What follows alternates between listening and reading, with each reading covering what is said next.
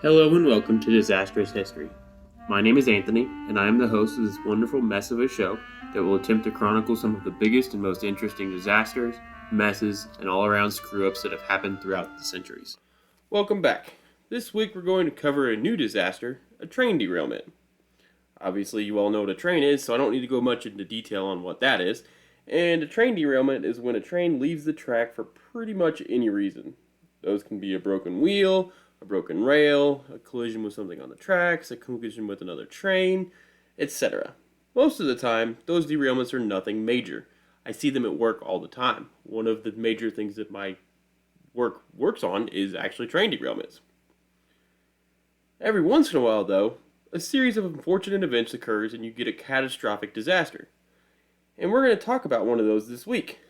This week we will cover the big Bayou Canot rail disaster. So really, this disaster is two stories at once. One story takes place on the towboat Mavilla. The other takes place on the Amtrak train, the Sunset Limited. These stories happen essentially simultaneously, but I'm going to start with the story of the towboat Mavilla. The Mavilla was just a small towboat that traveled up and down the Mobile River, pushing heavy barges. It would push anything from steel beams to wood chips to coal sludge to any kind of stuff that could fit on a barge. On the night of September 21st to the 22nd, 1993, the Mavilla was leaving the port of Mobile, headed up the Mobile River with 6 heavy barges being piloted by a man by the name of Willie Odom. The barges were arranged with 3 in front and then 3 directly behind that, and then the Mavilla pushing the middle barge in the back.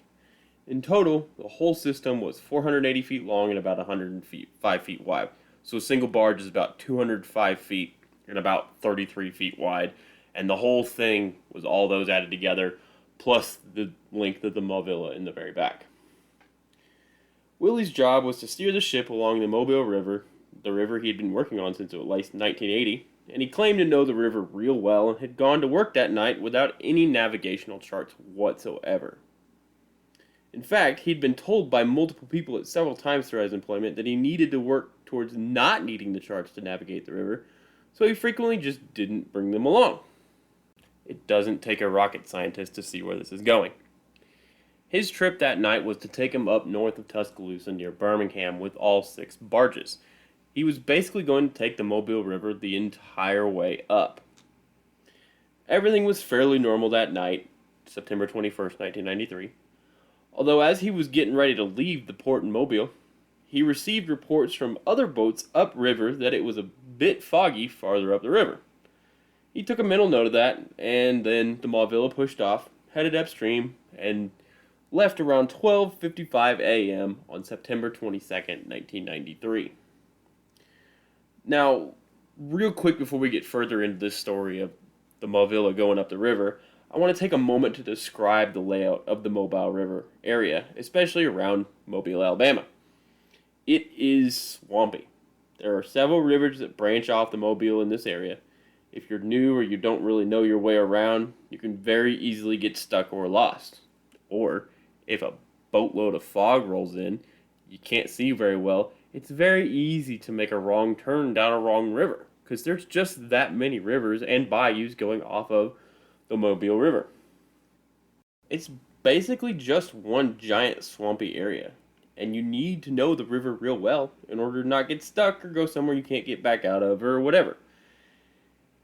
So you travel up, you pass several rivers, and once you get to an island called 12 Mile Island, I'm not kidding, that is the name of the island, it is called 12 Mile Island, you go left, so you go west around the side of the 12 Mile Island down what is called Bayou Sara. And it has lit up markings to guide you because Bayou Sara is an Army Corps of Engineer designed river to help large barges get through that area, whereas the Mobile River on the east side isn't as deep and isn't as wide. So they have them go around the left side. So Willie's traveling up with the Mavilla, they have no problems.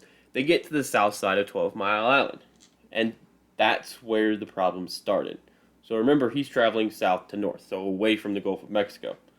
Willie is approaching the south end of 12 Mile Island and noticed it's starting to get a bit hazy, like there was some fog rolling in, which he knew about from being told before he left the actual port. And if there's one thing that's super common in the Deep South, especially along the Gulf and the bayous just inland, it's fog, and it is thick, thick fog. Willie is just getting to the edge of the fog that had begun to settle over the area north of 12 Mile Island. Concerned, but still moving, the Mauvilla are headed further upriver around the edge of 12 Mile Island. Just over halfway around 12 Mile Island is the Catfish Bayou, a small river that winds northwest away from 12 Mile Island. Catfish Bayou has several markings before it and after it to let you know where you are and to let you know that you are on the right side of 12 Mile Island. But it was right about here where the Mauvilla and Willie hit the real fog. It was no longer just hazy. It was impossible to steer the boat. Visibility got down to at most 200 feet. Now remember, the whole thing, barges and pushboat included, was about 480 feet long. The barges alone were 395 feet long, so with visibility on the river down to about 200 feet, he could barely see the end of the first set of barges, let alone the set of barges past that, and literally anything else beyond that on the river. He's in a real pickle at this point because he has to be able to see to steer the boat. And once you get past the halfway point of 12 Mile Island, the river curves back to the east and runs almost due east before meeting back up with the Mobile River before the big Bayou Canot turns sharply back towards the west, and then the Mobile River turns back towards the east. The route you're supposed to take is to cross over the spot where the big bayou and Mobile meet and continue up the Mobile River. Basically, it's like a giant figure eight. So you go up to the front port of 12 Mile Island on the south part. You take the left side, you go around, you curve, so you start going out towards the west, and then you curve around, you start heading back towards the east, and you need to continue on an almost easterly heading, more like a northeasterly heading, to go across where they meet back up, so you stay in the Mobile River. That is not what happened here. He was supposed to continue going straight, but Willie noticed that his swing meter, basically a device that tells you how far you're turning one way or another, basically, was indicating that they were moving to port, which is left.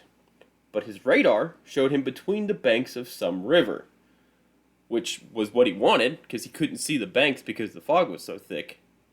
Unfortunately, he was between the banks of the wrong river. He did not know that, though. He also could not run the radar properly and did not know how to gauge distance on the radar. But once he realized he could no longer see the shore and he couldn't see the end of his own boat, he realized he probably should tie off somewhere and wait out the fog. Which makes logical sense. It's not like he could actually steer the boat and not run into the shore when he can't see the banks of the river. It's kind of important to be able to, steer. So he sent one of his deckhands up to the front of the barge to try and toss a rope around a tree to tie off to, because he couldn't see the banks of the river anymore, because the fog was so thick, like I said. That deckhand went to the starboard side of the barges. That's the right side of the barges. And he got there and tossed a rope and missed. And then he tried to toss a rope around a wire he saw connected to another tree, and he also missed with that one. Hearing that they missed both, Willie decided to swing the boat back towards the middle of the river and travel a bit farther upriver to a tree he knew was there from previous instances of having to hang out till fog dissipated. Unfortunately, that only works if you're on the right river. They were not on the right river, therefore this tree was not going to appear. The deckhand was ordered back off the starboard side of the barges, back to the galley. No one was up front to see if anything was coming up. They were essentially relying entirely on radar. Unfortunately, Willie had received no training on how to properly use that radar, so he was more or less guessing on where things were. And he had no lookout up front. Remember, he cannot see past the middle of his boat, let alone the front of it. He cannot see the sides of his boat. He is flying entirely reliant on radar.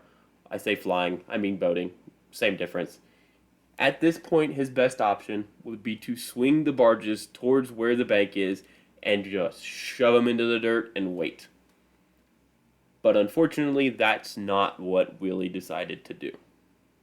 Not long after swinging back out into the river to find the next tree, the tree that was on a completely different river, mind you, he witnessed an object on the radar. This object stretched from one bank to the other bank, and he thought it was another toad that had managed to hook onto a tree and was waiting out the fog like he was planning to do. Thinking he'd finally found something to help him out of this mess he was in, he kept moving towards it, hoping he could tie off to it and wait out the fog, too. He did radio out to another boat, the Tom McCabe, which was further upriver, to ask if they'd seen an object across the river, and were told no, they hadn't seen anything like that. Despite that, for some reason, he still believed it was another boat and continued on towards it. At no point did he see any navigation lights from whatever this was. He saw no searchlights. He saw nothing that would indicate that it was another towboat. He was actively told by another boat that there was nothing else there. Now, in Willie's defense, he couldn't see the end of his own boat, so who knows if it was actually a boat or not. And I guess it's possible that their radio was just not working, but again, you were told that another boat had gone through that area and didn't see anything else there. So why would you think it's another boat? The next thing he tried after being told that there was no boat there was the radio. He called out to it on the radio. No response. Called again. No response. Still steering the whole boat at it, but getting absolutely nothing on radio. He called over the radio to whatever this thing was multiple times and got absolutely no response, and yet continued to steer his entire ship towards it. He then swung the searchlight towards the object, but he couldn't even see the banks of the river with the searchlight, and they were closer than the end of his own boat, which, again, he could not see. I really just want to hammer home the fact that this man continued to go down this river while not being able to see the end of his own boat. After not receiving anything on the radio, again, he looked back at the radar, which, again, he cannot tell distance with, and attempted to guesstimate how far whatever this unknown thing on the radar was from the front of his boat. He did not succeed. Again, he had no training on how to use this radar. He just knew the thing was there and he might be able to tie off to it. So I want to put the situation he is currently in into full context before I get into the next part. By this point, it is about 2:40 a.m. The fog was so thick that Willie Odom could not see the end of his own barges, let alone the riverbank. The searchlights were not strong enough to pierce through the fog to see the banks of the river. He has no lookout. He does not know how to properly use the radar. He has no charts. He has no compass. He has radioed the thing he sees on the radar, and it has not answered multiple times. Another boat farther upriver did answer and said that they saw nothing like that on the river when they went past. He cannot see any navigation lights or any discernible features of this thing as he is approaching whatever it is. He is, unbeknownst to him at this point, down the wrong river. Basically, every single thing is screaming at him to stop where he is and not approach this. It isn't supposed to be there. No one else has seen it. It is not responding to radio calls. He should stop and figure something else out. That, of course, is not what he did. Just as it approached the front of his barge, best he could tell, on radar, he threw the engines in reverse. Just as he did so, he felt a bump. That bump is probably the understatement of this entire episode. Realizing whatever he had hit had ripped two of the barges off of their connections, he backed the Mauvilla up into a bank and became trapped there. Willie then opened a window to tell the deckhand they had lost some of the barges. That was about 2:45 a.m. Just a few minutes later, Willie described hearing a whooshing sound. That whooshing sound was the Sunset Limited launching off its tracks into the river below. The Sunset Limited was an Amtrak train that was traveling from Los Angeles, California to Miami, Florida. It had been a pretty uneventful ride on the train. They had one stopover in New Orleans that had delayed them about 34 minutes or so on some equipment that had malfunctioned, a toilet and the air conditioner, but nothing too much to complain about. Unfortunately, that 34-minute delay was the difference between life and death for many of the riders of the Sunset Limited. The Sunset Limited was traveling along the railroad line that ran up through the area headed towards the big Bayou Canot bridge. The bridge was initially designed to be a movable swing bridge, so it could basically spin in the middle to allow taller boats to run through the area. But this was eventually scrapped and made into a fixed bridge. But the pivot mechanism was never removed. Aboard the Sunset Limited, everything was going smoothly. The 220 passengers were resting peacefully, planning for the next day, preparing for them to stop, or just getting settled in to enjoy the ride. Maybe reading a book, hanging out with family, taking a nap. They were traveling at a comfortable 72 miles per hour and weren't that far behind schedule necessarily. Many people were asleep. It was almost 3 a.m. after all. But then something went horribly, horribly wrong. You see the bump Willie felt aboard the Mauvilla? That wasn't the bank or even another boat. That was the big Bayou Canot bridge. When he hit it, he'd knocked the truss about 36 inches out of place. That's basically a third of the width of an Amtrak train. The bridge had slightly rotated on that previous pivot mechanism that had never been removed, and put the truss of the bridge directly in the path of the oncoming Sunset Limited. But it didn't break the rails. It only bent them. This meant that the engineer had absolutely no idea that the bridge was out of place because the circuit in the rail never broke to indicate something was wrong.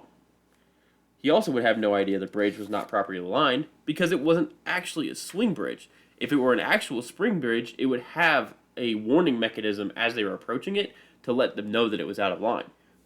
All of this led to the lead locomotive smashing into the truss at a whopping 72 miles per hour, collapsing the bridge and sending the first 3 locomotives, the baggage car, the crew dorm, and 2 passenger cars tumbling down into the 20-foot deep water below. And just for reference, the single lead locomotive weighed a whopping 340 tons. That lead locomotive, the 340-ton one, was launched across the Canot and buried 45 feet in the mud. The 3 Amtrak engineers were in the lead locomotive. None would survive. And then, somehow, it got worse. The fuel tanks for the locomotives ruptured and burst into flames. And because fuel and water don't mix, that fuel sat on the surface of the river and burned, allowing it to spread to the other cars that were still sitting above the water. Charlie Jones was a bartender on the train. He'd gotten on for work in New Orleans and was resting in bed in the crew dorm car. All of a sudden, he was woken up by being violently tossed into the wall underneath 2 beds. Dazed and a bit confused, he managed to lift up the beds blocking the doorway to his room and make it into the hallway. Once he was out there, he could hear his friend Roland Quainton screaming, "Please help me, I'm beginning to burn," from a nearby room. He could hear Roland screaming and screaming as he burned alive. Charlie did his best to get his friend out, but the door was jammed shut and he couldn't get it open. Eventually, Charlie would crawl out of the top of the car and swim to the nearby Mauvilla to safety. Back in one of the passenger cars, Andrea Chansey was just 11 years old on her first train ride with her parents. She was trying hard to fall asleep, laying her head on her mother's lap while her mom rubbed her back trying to soothe her to sleep. All of a sudden, there was a sudden jerking moment, and then everything went black. She does not remember what happened, but a rescuer says that he was trying to help people climb out of the rapidly sinking coach car, when all of a sudden, a single arm shot up out of the water with Andrea sitting on top. Whoever pushed her up out of the water never made it out of the water below, but Andrea survived.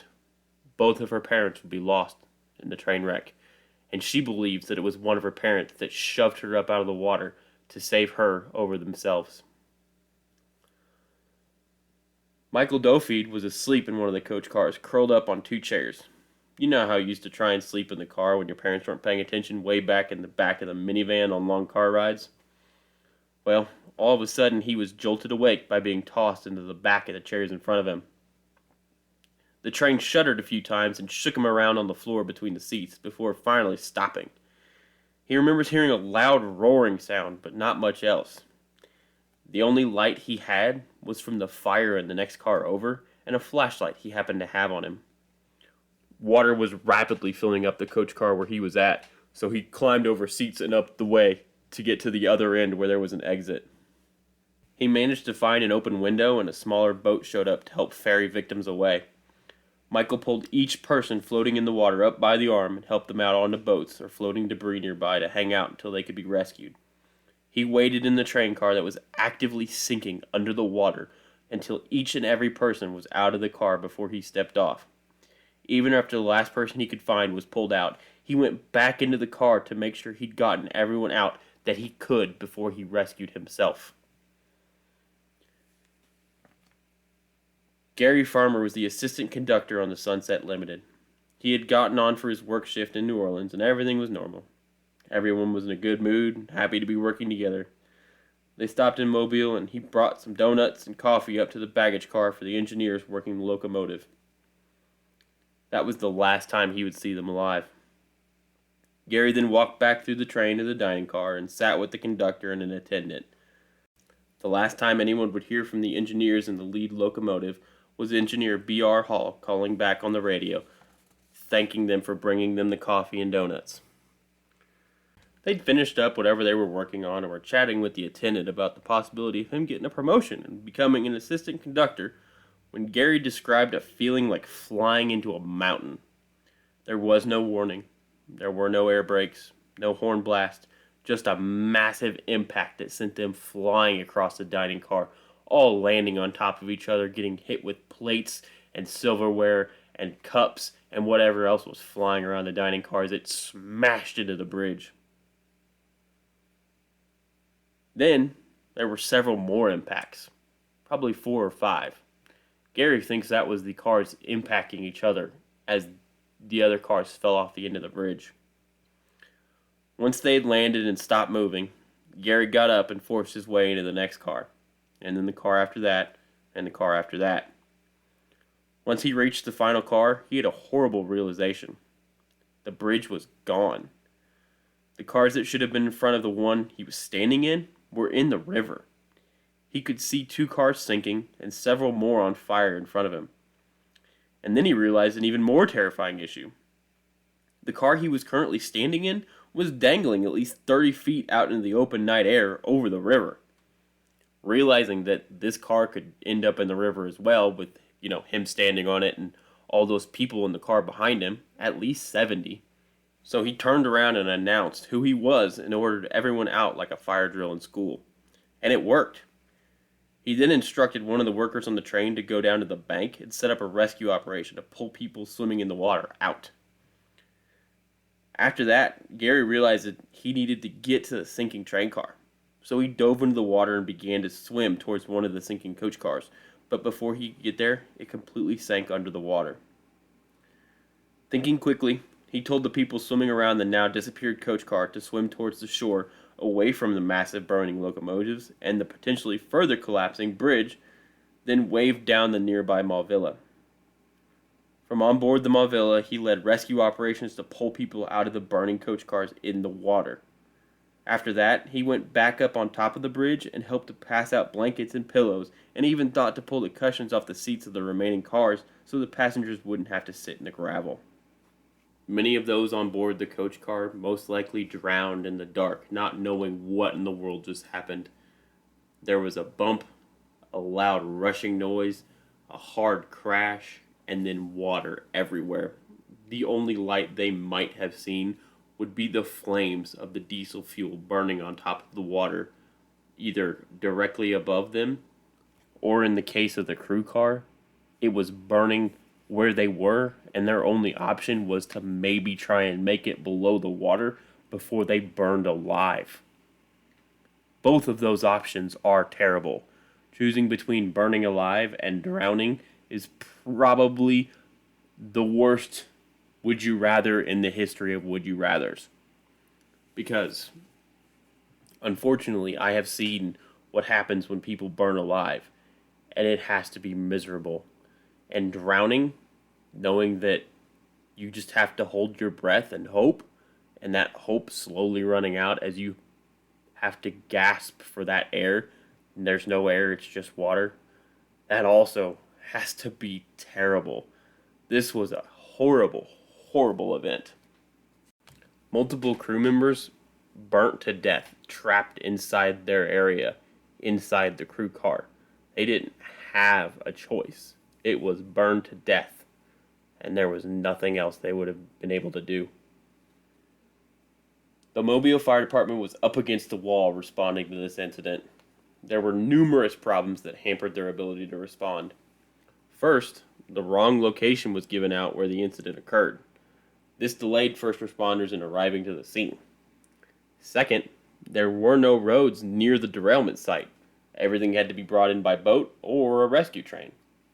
Third, it was still insanely foggy, like zero visibility foggy, so they were having problems finding it even after they were given the correct location. Numerous first responders and survivors reiterated that the only way they could see anything at all was by the light of the burning train cars.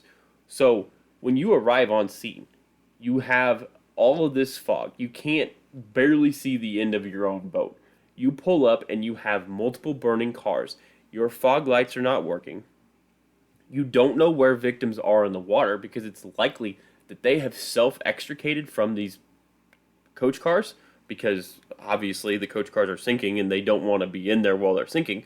So they're could be floating on debris in the water. They could just be floating free in the water, just treading water, hoping someone will find them. So not only can you not see anything, you have to travel extremely slowly to make sure that you don't hit someone floating in the water, because nothing would be worse than them surviving this train crash, making their way out of the coach car, floating there for almost an hour before the actual fire department got there, and then getting hit with a boat and killed by the fire department. That's got to be an awful way to go. Luckily, that apparently did not happen here. There's no evidence that it happened here. Just a hypothetical. But still, for the fire department, they have to travel at a ridiculously low rate of speed, knowing that people are actively drowning, actively burning to death, and actively getting more and more tired as they float in this water, and could potentially end up drowning to death, waiting for them to get there, after surviving the initial incident. That would be stressful, driving a boat like that. On top of the fact that if you put out the fires, where there may be people still alive, your visibility is going to drop even further than it already is. So, really, you don't have any good options here. I mean, you obviously have to put the fire out because you can't let the fire continue to burn. There might be people in there. But then you make it even more complicated for yourself because you don't have lights that are going to get through the fog to be able to see where anything is. They're at a bad situation here. And with there being no roads, their command post was literally back down in Mobile, some 10 miles away, because that was the closest location to the site that anyone with a vehicle could get to. It took almost a full hour before rescue workers could actually reach the scene, and by that time, it wasn't so much a rescue effort as it was a recovery effort. Between the efforts of the crew members and the members of the Mavilla, all of the survivors were pulled out of the train cars and the water before the fire department even got there. And that was when they realized, upon their arrival, that they weren't going to be doing any rescuing. The only thing they had left to do was body recovery. It took a full 3 days to get all 47 victims of this crash out of the water and find all of their remains. So obviously we know what happened here. A big boat hit a bridge. But that doesn't really get to the why of why this happened or the how of how this happened. In the investigations afterwards, the National Transportation Safety Board waffled like cowards on ruling if this was an accident caused by oversight of the bridges or the lack of training by the company that owned the Mauville, Warrior, and Gulf Navigation Company. But the truth of the matter is, it was both. And if the National Transportation Safety Board had any kind of courage at all, they would have come out and said that. Instead of, it could have been this, it could have been that, blah, blah, blah, blah, blah. Warrior and Gulf absolutely should have performed better training for their employees. All of Willie Odom's training was done, quote, on the job. We all know that means it's done by whoever has the time and patience, and they're not taught why to do something, just how to do it as quickly as possible so everyone can get their work done quickly so they can go home. I have had lots of on-the-job training. It is not training. This is how I do it. I don't know why I do it that way. It's probably not the way they're going to tell you to do it safely, but it gets the job done and it gets the job done quickly. That's what Willie Odom's training was. That's why he didn't have a compass. That's why he didn't have navigation charts. That's why he didn't have a map. And that's why he didn't know how to use the radar properly. He was told, look at this, make sure you're between the banks, keep going straight. If something's in front of you, try and steer away from it. That's basically all he got how to use on the radar. And on-the-job training is never going to be enough training, no matter what people want to say. No matter what the experienced people want to say that, oh, working the job is the best training you can get. And true, getting experience is important, but you also need that in the books, in the classroom training to really know and understand how and why and what you need to do in these emergency situations. Proper training is one of the most important things for safety. The second most important thing for safety is proper standard operating procedures. And everybody finds these boring and they always cut corners. But the truth is that they didn't have any standard operating procedures on what to do if you found yourself in basically zero visibility fog. There was stuff that they had done before where, you can keep going upriver to find a tree that is there, or you can go try and find a tree on the bank, but they didn't teach them how to push the barges into the bank to stop and wait. He knew it was a thing that you could do, but he didn't actually do it because he'd never done it before. He'd always used the same tree, or any tree really, and he thought that he could make it. And this comes back to training. He wasn't taught how to use the radar, and so when he found himself in an unfamiliar area that he didn't know was an unfamiliar area, with an unfamiliar sight in front of him on the radar, he didn't know what to do because he didn't have a standard operating procedure telling him what to do. I realize that I sound really boring right now with my training and safety and all that, but it's really important. If they had some kind of procedure to explain what to do in this foggy situation, this disaster may not have happened, and those 47 people would still be alive. But they didn't. But Warrior and Gulf is not the only people to blame. We're not going to let the other half of this equation off scot-free. The bridge was also a problem. The bridge was owned by CSX, which is a rail company. It had 0 lights on it, 0 markings, no bumpers, absolutely no way of seeing the bridge before you got to it to hit it. Even if it wasn't super foggy outside, it still had nothing denoting that there was a bridge there. I mean, to be fair, standard bridge lights and markings are made to be seen 200 feet away, and, well, it was foggy and you could barely see the end of your own boat, so it really wouldn't have mattered, but still, they needed to have something to let them know that, hey, there's a bridge coming up. And the other issue is that I want to touch on real fast was there was no markings on the river on either side to tell him he was going down the wrong way. There were no buoys in the water. There was nothing like that to say, hey, this is the wrong river. You're going the wrong direction. And that ties in with the markings for the bridge. But the main issue here was this was originally built to be a swing bridge. But at some point, they decided that this was no longer going to be a swing bridge. And instead of just taking out the swinging mechanism and making it a permanent bridge, they just left it there. And the only thing that was solidly connected to either bank were the rails of the railroad.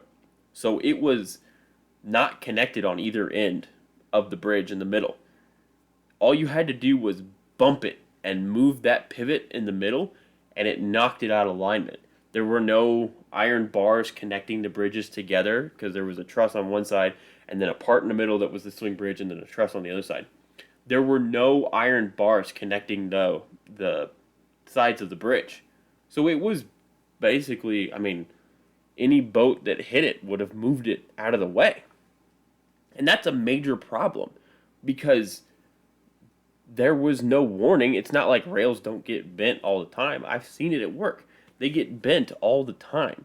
You can't just leave a swing bridge without a warning system letting the engineers that are driving trains by know that it could be out of alignment. It's likely that engineer had no idea that it was a swing bridge and just was, obviously, he never put on the brakes. He never tried to stop. He never saw it coming. It was so dark. Even if he had seen it, he couldn't have stopped in time. It might have made it slightly better, but it was so dark and so foggy that he never saw that the bridge was out of alignment. There was no chance for them to do anything differently here aboard the train to avoid this disaster. But there was stuff that the owner of the bridge could have done, and the owner of the boat could have done, and the Coast Guard could have done to prevent this disaster. Because the Coast Guard gets some blame for this, because they are the ones that should have put buoys in the water to let boats know that they were going up the wrong river. And they didn't. And CSX should have put some kind of warning system on the bridge to let boats know that there was a bridge there, or permanently affixed the bridge to the actual bank rather than just the rails, but they didn't. And then Warrior and Gulf should have properly trained their pilot on how to use radar, on how to travel the river, on which way to go, on what to do in zero visibility situations, but they didn't. And so this disaster falls on all of their heads. This is one of those rare instances where everyone is at fault and everyone sucks. In the aftermath, Willie Odom was charged in connection with the incident, but those charges were eventually dropped. He never piloted a boat again. The bridge was rebuilt and permanently affixed. They also installed warning lights on the bridge just in case. Towboats are now required to have maps, compasses, and radar, with their pilot being proficient in using all of them. The other thing that was changed was Amtrak began using electronic rosters for all of its passengers, which had been an issue in the aftermath of the disaster because no one had an actual list of all the passengers to search for in the river, so it became a real headache trying to find everyone. Survivors of the disaster sued Amtrak and settled for an unspecified amount in the years after the disaster. The Sunset Limited still runs the line from Los Angeles, but now it terminates in New Orleans. In a weird continuation of this story, the Sunset Limited would again be derailed just 2 years later. Yes, the same train. This time, the derailment was caused by sabotage in Harqua, Arizona, in the middle of the desert, in which someone removed spikes from the track and managed to bypass the signal system, letting them know that the rails were messed up, and it flipped the train off a bridge. This sabotage killed one person and injured about 100 more. The only known suspects is a group called the Sons of the Gestapo. They left anti-government manifestos in the area around where the disaster occurred. And that is literally all that's known about that. They were never found and apparently never struck again. There is now a memorial at the side of the big Bayou Canot Bridge. And just recently it was announced that the Sunset Limited line would run again through Mobile, Alabama, and potentially on to Florida in 2022. Bringing the train over the spot where the worst disaster in Amtrak history occurred. That brings us to the end of this week's episode. I hope you guys enjoyed it. As always, you can follow me on Twitter, Disastrous History, Disastrous HSTRY, and on Instagram at Disastrous History spelled correctly, and on TikTok, Disastrous History. Thank you guys once again for listening. As always, stay safe and check your smoke detector batteries.